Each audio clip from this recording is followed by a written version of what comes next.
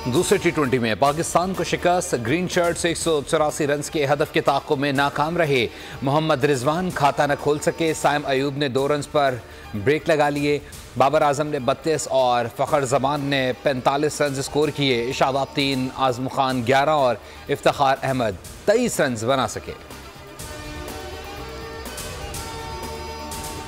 Coat अद्दू चौक server शहीद में खौफनाक ट्रैफिक हादसा। ट्रक और मुसाफिर वैन में तसादुम, 11 अफराद मौके पर जाम बहक, 15 से ज़ायद शदीद जख्मी। मुसाफिर वैन में सवार अफराद मुल्तान से भगकर अपने रिश्तेदारों के पास जा रहे थे। सबका ताल्लुक एक ही खानदान से है।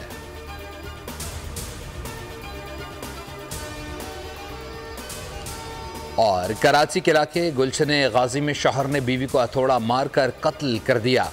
मुलजिम बख्श अली वारदात के बाद फरार। मकतूला की शनाख्त आयशा के नाम से हुई। पुलिस ने कातिल की तलाश शुरू कर दी।